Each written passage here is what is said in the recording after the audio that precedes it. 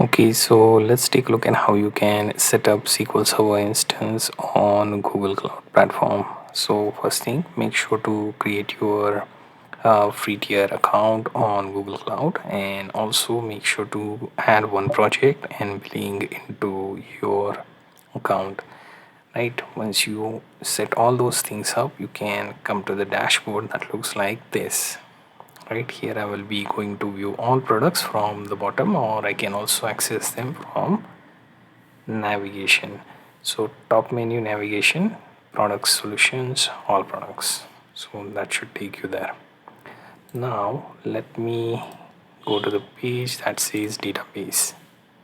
So if I scroll here, click on SQL, you will find that you have this instance option here.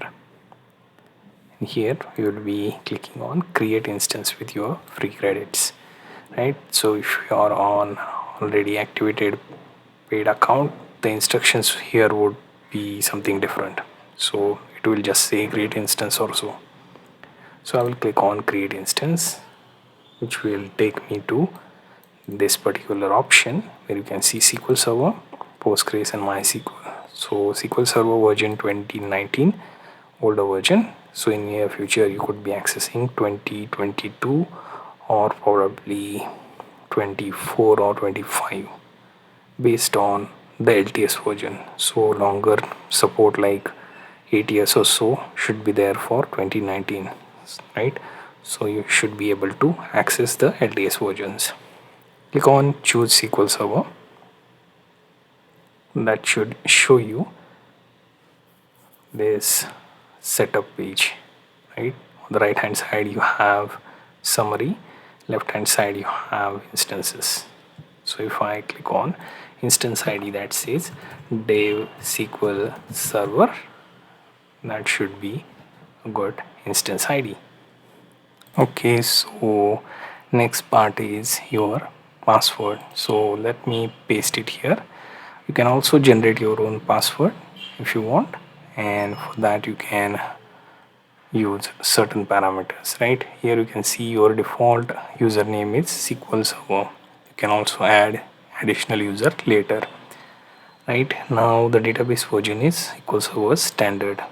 Right, if you want you can use Express, Web, Standard, Enterprise, and there should be also Enterprise here with, okay, so 2017 and 2019.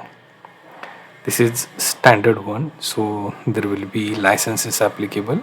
So what I will do is I will just use Express.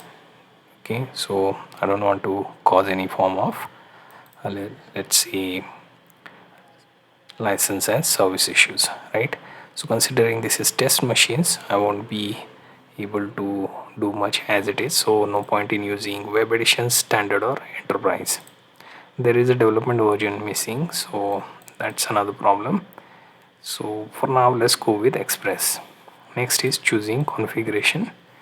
Here you get option to choose from production and development. So in case of production you would be dealing with high workload and business and enterprise use.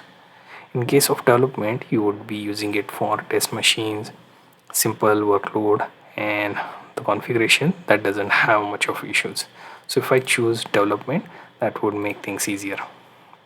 Now let's move to region and zone, where you can see your region is Asia for my case, and you can pick any of your closest region.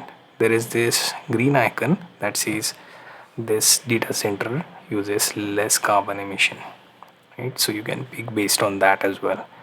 Now the zone option is, considering this is test machine, single zone should suffice, right? Then comes multiple zones, so it's good for enterprise or high load issues, right? Next comes your custom instance option, where you can choose the machine type, where you can choose the 2 CPU 8 GB memory. So that's one of the options, right? Then comes your option for storage. Now before that, let me also explain the type of option you have for lightweight, standard and high memory. You choose lightweight, you will get low CPU, low memory. Standard will be like a medium option, and high memory would allow you higher options, like let's say 8 CPU and 16 GB, etc. Just like this, 52 GB, 8 CPU, and so on. There is also multi-threading option. You can enable, disable that, right? Then comes option to choose storage as SSD or HDD. Currently it seems like SSD is locked, right?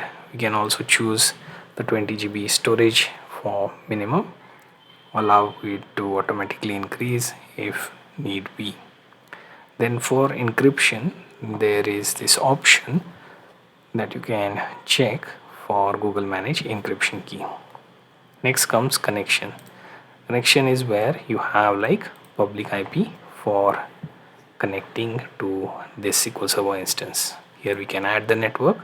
Let me name this all, and let me put it 000, then 0, then /0. Now let me click done, and let's move ahead. Now authentication, you can choose between the authentication option of Active Directory. Currently that is optional because we haven't set that up, so we will be limited with our username being SQL Server and password that we just entered earlier. Now comes data protection. You want to have specific time of the day for taking automated backups, right? Then you also have deletion protection there, which will kind of make it easy for you to avoid your instance getting deleted. If you are just testing this out, you can uncheck this, but if you are using it for enterprise or small business, then make sure to enable this, right? Now the next option would be maintenance, right? You want particular window, say every Friday of the month or year, I want this particular patch to apply to my server, etc. You can have that maintenance update happen on those slots. Then flags and parameters, we can keep them as is for default. Time zone, I can shift to UTC, can even pick that applies to you. I'm going to use Indian Standard Time. Then there is SQL Latin General SP1 CIS. I will keep that as is. If you want, you can change that, choose from available option you have, right? For example, if you go to choose something like UTF-8, etc., that is also acceptable. Next, audit, I will leave it. Then label, at the end label should be there for your instance if you are trying to organize your SQL. Now at the end we can take a look at the summary. You can see the region, you can see the database version, it is Express, CPU 2, memory 8, storage 20 GB, and so on.